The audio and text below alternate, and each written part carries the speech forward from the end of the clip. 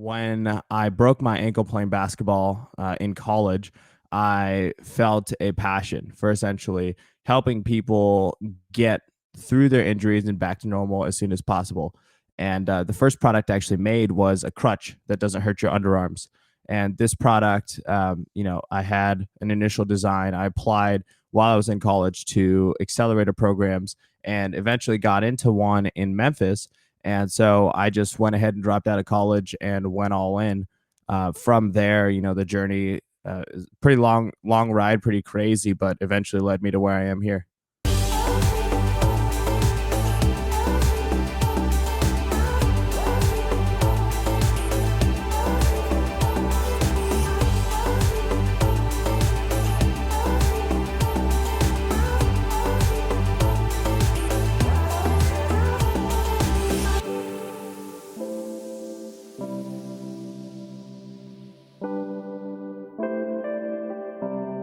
Hey, what's up, everybody? Welcome to a brand new edition of the None of Your Business podcast. Sean Dill here. And today we have for you a very special episode. I'm sure you're going to learn a lot of new things that will help you to reach more people, make a bigger impact, and to create the lifestyle that you deserve. We are joined today by Partha Unnava. And man, he has a fascinating story that I know is going to inspire you to do huge things in your business. Let's not waste any time. Let's rock him right in. Bring him up next to me. What is going on, Partha? What's up, Sean? Thanks for having me, man. Man, I'm super excited to share your story with the viewers and the listeners of the podcast because every time that we bring on a guest, we dive deep into their story and we look for the intersection points where we can learn lessons as service providers and apply their life lessons to our business. And boy, you've in a short period of time, you've added a treasure trove of life experience to yourself. But let's roll it back because I'm going to look for a couple of the similarities amongst a lot of the guests that we interview here as well. So tell us about the beginnings. How did you jump into this idea of being an entrepreneur? Dude, it was pretty early for me. It was while I was in college, and I think I think people kind of get into it two ways. One, they know from when they're like two, right? They're doing the lemonade stands and everything. And the flip is like you try every other option in life and nothing else fits. And I was more in that camp. So I tried medical research, I tried the path to med school, I tried engineering, I tried a lot of different things. And the single like unifying reason that I couldn't handle any of those paths was because I felt that no matter what I did, I felt my growth would be limited by the infrastructure in place, by whoever would be my supervisor, by whatever my role would be. I didn't think that I was going to be able to grow at the same pace as if I was doing something, kind of on my own volition. And for me, the highest value in life is how much can I grow myself. And so I structured everything kind of around that. So when you say you tried those things, what does try mean? Like you looked at it or you actually did it? So I did it. So I did cell research. I studied this compound BPA that's no longer in water bottles. This was back when I was in high school. I programmed a telescope for a physics lab at Ohio State that measured dark energy. I went to internships in R&D and Fortune 50 companies. I did a lot of different little things, and none of them were satisfying. It wasn't a subject area type of thing. It was just like an experience type of thing. And so then you get bit by that entrepreneurial bug. What was your first sort of jump out of that structured world of working? Yeah, so it was pretty quick. When I broke my ankle playing basketball in college, I felt a passion for essentially helping people get through their injuries and back to normal as soon as possible. And the first product I actually made was a crutch that doesn't hurt your underarms. And this product, I had an initial design I applied while I was in college to accelerator programs and eventually got into one in Memphis. And so I just went ahead and dropped out of college and went all in. From there, the journey is pretty long ride, pretty crazy, but eventually led me to where I am here. Tell me about the crutch. It's a you designed it, you fabricated it. What was that all about? Yeah, man. Have we probably haven't talked about this at all, have we?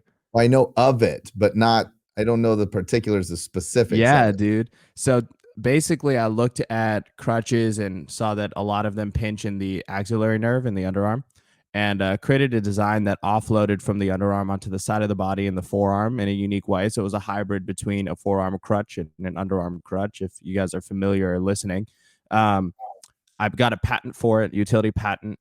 Basically, took the company all the way to the point where we had a deal that actually got signed for several $1 million a year of distribution revenue, and it was like right after I signed it, the deal fell through because of whatever changing management, whatever the circumstances. But it was just like this life signal to me, like I had inklings along the ride, maybe like this way of doing medical isn't it for me. Maybe there's a better way to innovate in the sector.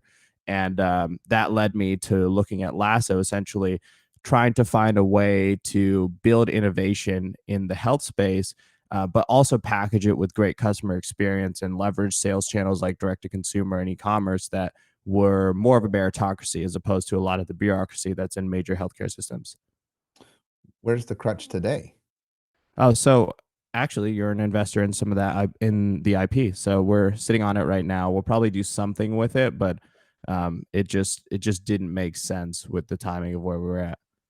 So then you roll your next thing from the crutch, we move over to lasso. How do you get into that?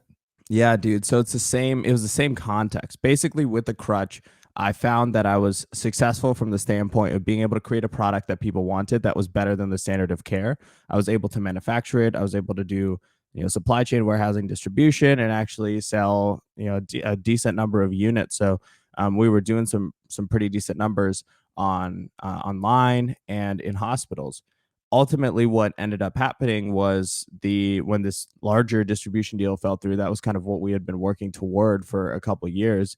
I had to look in the mirror and say, hey, is this the path that I want to build on? And ultimately, it came down to how much control do I have over my success if I'm going down a path where I need, 3 to 5 out of 10 total people in the country, maybe, that could make the decision that would make this company successful, to curry favor from such a small number of people, especially people that I don't look the same as, like we don't have the same cultural background, we're totally different in age. I just didn't feel that it was going to be viable.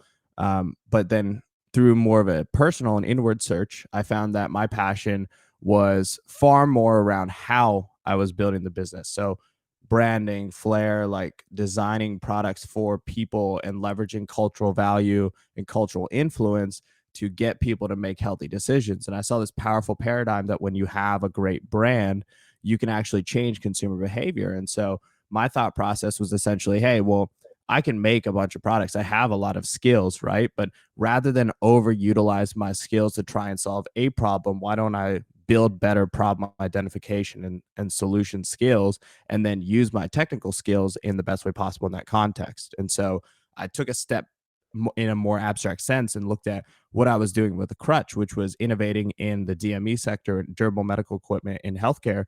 And my view is essentially that this sector is rapidly moving into pharmacies, into clinics. It's becoming very, very retail, but at the same time, it's heavily commoditized and has not been innovated in for about 40, 50 years in a meaningful way.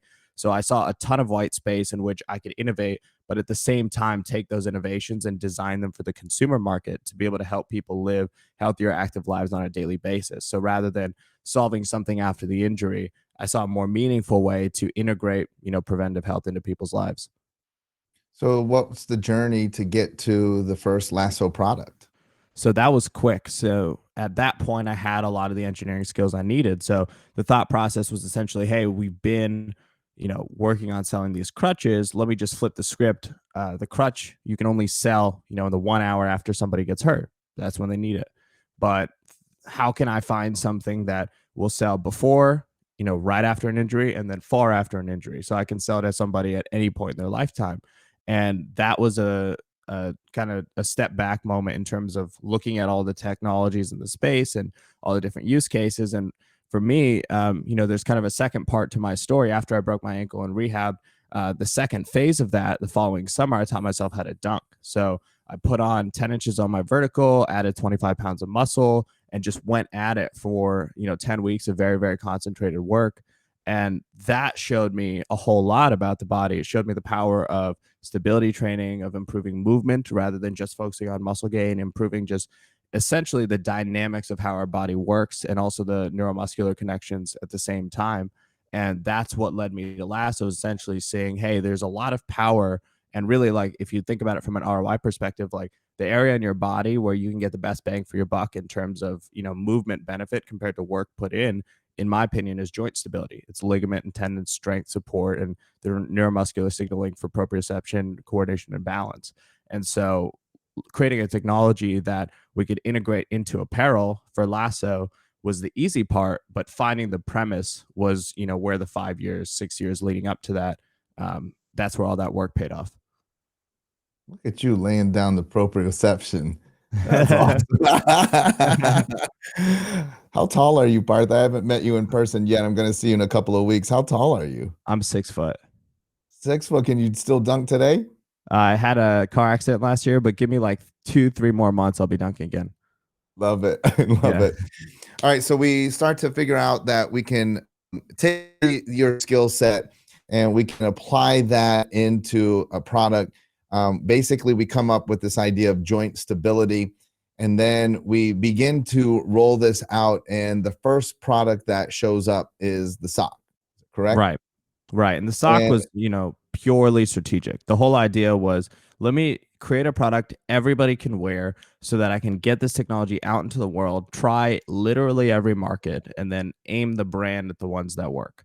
And so on with the sock, what we did was we took this compression technology that essentially helps to stabilize your foot and ankle, improve proprioception, coordination, balance, etc., by leveraging the same areas you would use, say, KT tape or any sort of kinesio tape. Rather than using the tape, which wears off in 30 minutes, we replicated the same type of support with compression in the garment because the garments are essentially skin tight in terms of, any sort of compression sock. So my view was if I put this in a sock, I could test, military, I can test sports, I can test, like lifestyle use cases.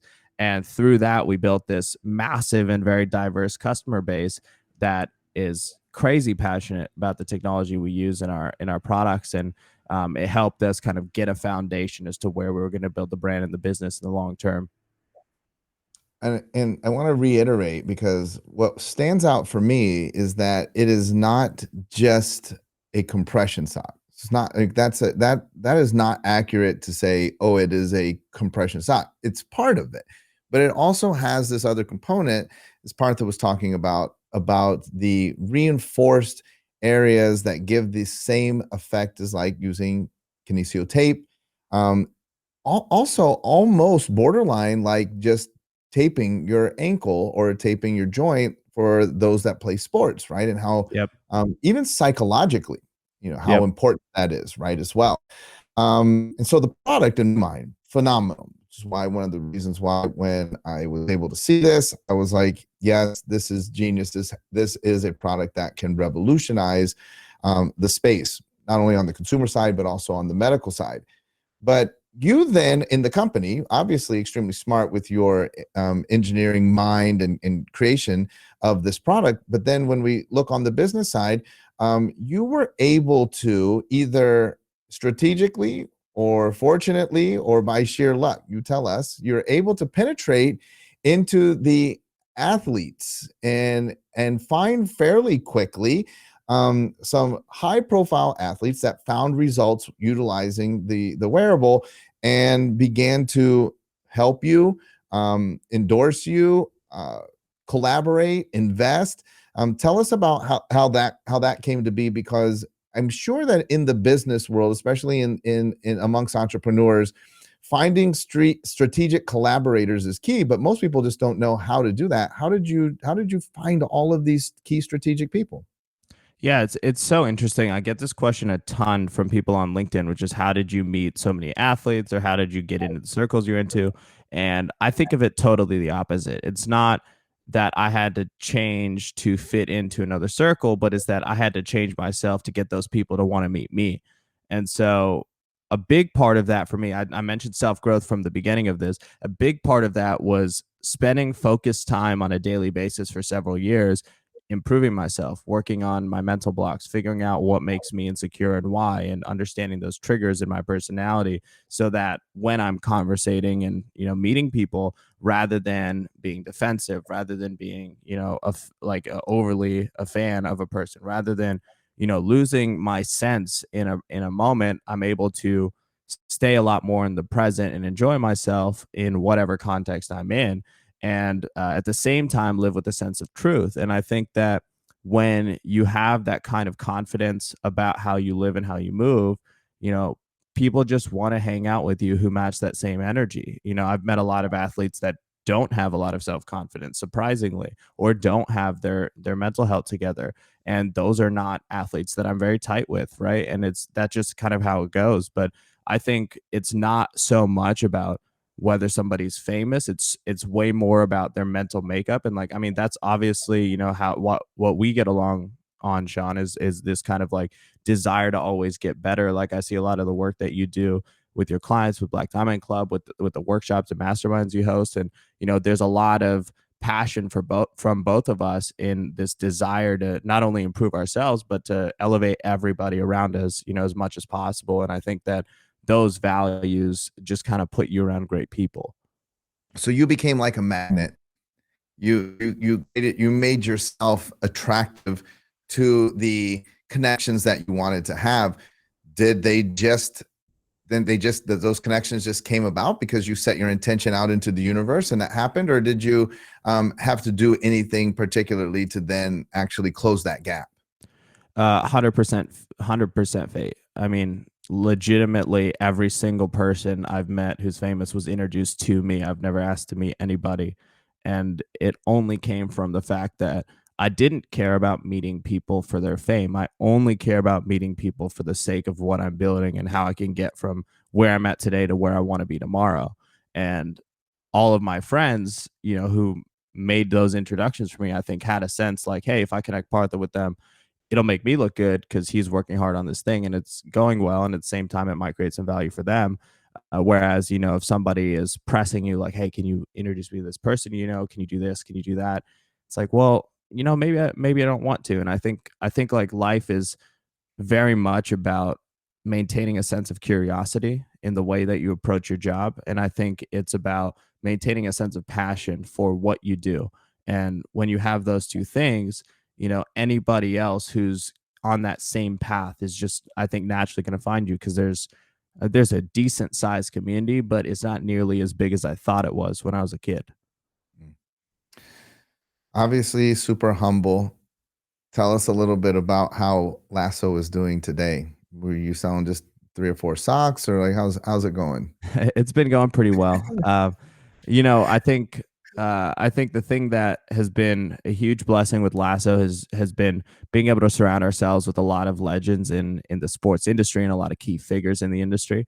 Um, for me, I think about investors, advisors, really everyone around me in a business as also sources of personal growth. So being able to get personal growth and different perspective from people that are genuinely good people and that I trust on their perspective is a really, really helpful way for me to understand, how to manage my psyche and my energy as we become more successful. So like a great example of that is as we've been growing over the last year and really in the last few months, my phone doesn't stop ringing from texts, from messages, from whatever.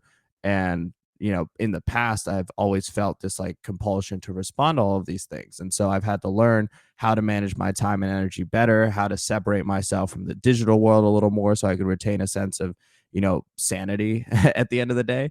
And all of those little things come from me being able to call an investor or an advisor and say, hey, man, like, what do you do when XYZ happens? How do you handle that?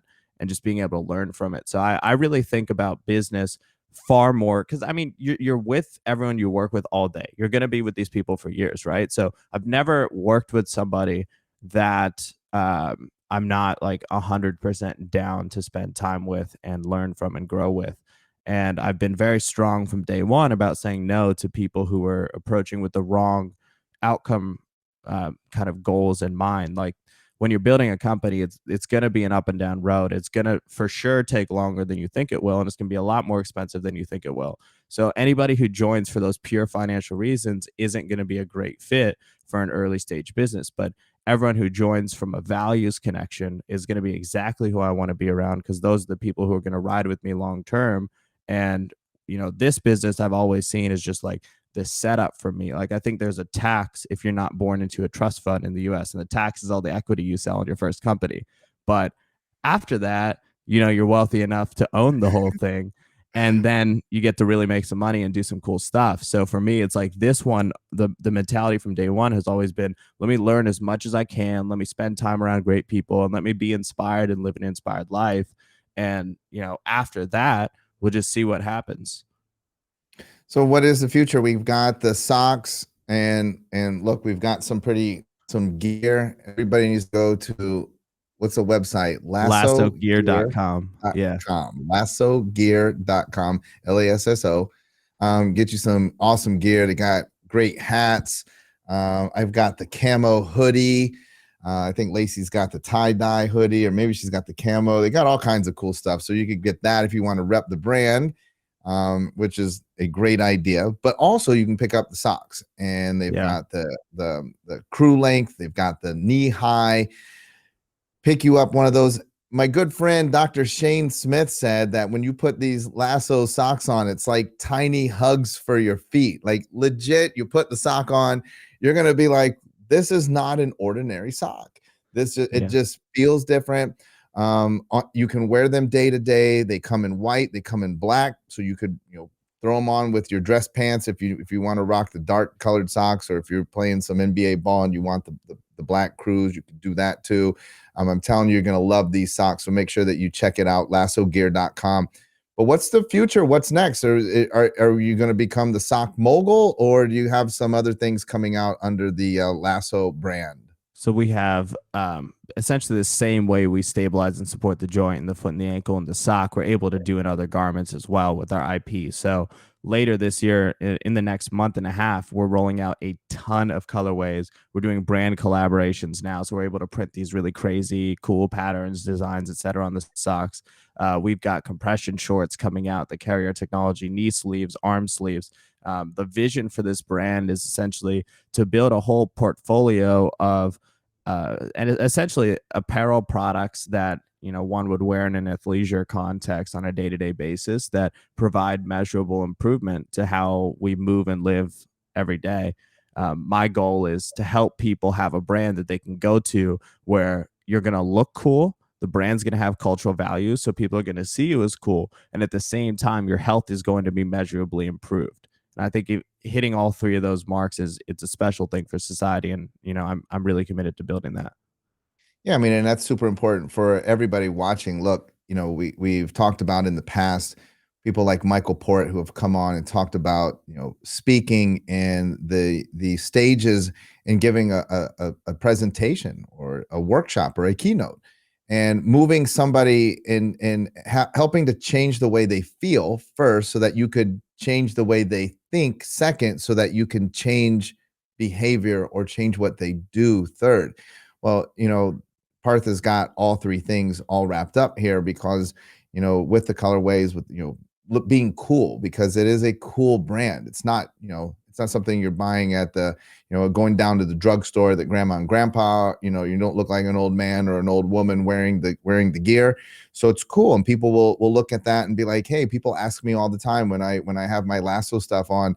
And then those of you that know like sort of how fanatical I am about a lot of my health and wellness stuff, like I always wearing my Lasso socks, and people are like, hey man, what are those socks? And I talk about them because especially like when you travel, I think it's a vital thing when you're getting on planes and you're changing the pressure in the cabin, and you're worried about DVTs and things like that. I think that the gear is super important. Of course, you want to look good, but then what happens? You start to change the way you think. You guys have a slogan, encouraging people. Also, you're not using the wearable just as prevention or as recovery. Part of the company's identity is encouraging people to be active, right? And I see you on social media as well. You yourself are always serving as an example to be active. Tell me why that's so important in the culture of Lasso. Yeah, so stay moving, I think, is just this core concept that I believe is the foundation to not only, an emotionally and mentally great life, but a spiritually great life. And I think physical health is first and foremost. So if I were to look at the world, I would say the biggest thing that humanity needs to kind of get to the next stage of growth is physical health as a bar. I'm a really big kind of Maslow's hierarchy kind of guy. So I believe that if we can improve the physical health of humanity across the board, then people can actually move forward into dealing with the mental things that they're dealing with, the spiritual blocks that they have to get themselves to really live happy, fulfilled lives. And so I think stay moving as a philosophy. It's something that in my whole life, I'm a guy who has struggled to be at the gym more than 3 times a week, 4 times a week, and now I live this lifestyle where every single day I do something. And a big part of that was lowering the bar on what activity is for myself. So even a walk counts, even a quick jog that I took this morning counts, or I could go to the gym and do a full workout, and that's fine as well. But having some element of movement every day keeps the mind clear, it keeps you happier, it keeps you relaxed. And I just think it's a habit that is significantly life changing for so many people. And so that's why we push it as our slogan. As a brand, that's what we seek to do, is to help people stay moving. We believe that that's one of the most important things you can incorporate into your daily routine. And for myself on social media, I'm not a guy who looks like a bodybuilder. I'm not a guy who looks like an Instagram fitness model. And I think it's so important for people to see me doing all of these workouts because I'm attainable, right? My body type is attainable. My everything that I do is very attainable. And I think it's important for people to see regular people doing the things that they want to do. Amen. I love it. I'm going to bounce over into the Black Diamond Club for some exclusive conversation in just a second. But one last question here on the None of Your Business podcast side of things. Um, what's your biggest loss? Like in this whole journey, what was the lowest point of the journey, and what did you learn from that? Yeah, the lowest points were self inflicted. So they came from adverse reactions to situations that seemed dire. And so, the best way to put this is that along the way in building a company, when you take the path that I took, which is the investor path, you're always raising money. And I mean, I don't have to tell anyone probably listening to this, there's a lot of times where you run out of money. And those moments are really characterized by how you choose to handle them. And earlier in my journey, I handled them poorly. I would get very depressed. I would be very down. It would kill my motivation. It would make it very hard for me to keep going. And what I started to learn, going back to the state moving, is building these daily habits. I used to say, I'm going to take one step forward with the business today, and then I can do whatever I want to do. But one step leads to two, which leads to three, which leads to 10, and it happens really, really fast. So building those sorts of daily habits, getting rid of the weekday concept, and just making life into more of an enjoyable lifestyle where you create and build what you want to build, and at the same time you take care of yourself the way you need to be taken care of. Those things helped me get to a place where I could handle, whatever came at me. And when I think about life, it used to feel like I wasn't enough, essentially. Like whatever I was doing wasn't good enough, and I wasn't able to find success. And so earlier in my journey, there were times where I would just sit in the closet and just cry and call my dad and just be like, yo, like, did I mess up dropping out of college? Like, was this the right path for me? And over time, I've started to find that none of the like path stuff, or like the competing with other people in terms of where you're at or where they're at, none of that really mattered. What matters entirely is my own personal journey and the way in which I view it. And so just creating a more positive ecosystem in my mind where I can just lay there in bed when I wake up happy, excited for the day, as opposed to waking up full of anxiety, worried about the things I need to do. Those were the changes I had to make to actually get my head into a good place. It wasn't, I'd say the outside stuff really was only a symptom. It wasn't the cause of my suffering. Man, Wise beyond your years, Partha. I think that we are blessed here on the podcast to talk to a lot of names in the entrepreneurial space, and they all have these stories where they have hit these rock bottom places. But I'll tell you what, you've been very smart and intelligent to utilize, as you were talking about, while you are learning and you understand this in your first company and sacrificing this tax of equity. You're also learning from other people's tax that they paid, because as you said, you have these advisors that you call on and they help you to shortcut the learning curve so that you don't have to hit the lowest of the lows. You don't have to get all the way to negative net worth to decide that you figure out, listen, I need to make some changes. And, that's absolutely remarkable. I want to reiterate again, lassogear.com. I want to invite everybody to jump on the site, check it out, pick up some gear, rep the brand. Now you know the man behind the brand.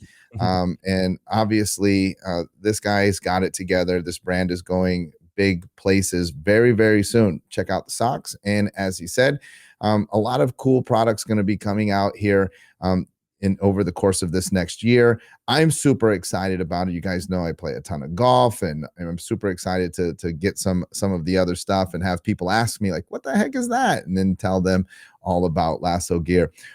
Partha, we're going to jump over into the Black Diamond Club in a second. Let me wrap up here on None of Your Business. If you're tuning into None of Your Business and you're not yet a member of the Black Diamond Club, what are you waiting for? You're missing out on all of the exclusive content that we drop with our very special guests, because even though we wrap up here on the podcast, we continue the conversation for a little bit longer over inside the Black Diamond Club. All you've got to do is go to www.blackdiamondclub.com. That's where all of the service providers are hanging out. They're masterminding, they're holding each other accountable, and they're all striving to reach more people, make a bigger impact, and to create the lifestyle that they desire. We would love to have you. All you got to do is get yourself on that link, get yourself enrolled. You'll have eternal access to exclusive content like we're about to do with Partha. Hey, that's it for today on this episode of the None of Your Business podcast. But I promise you, we'll be back again next week with more.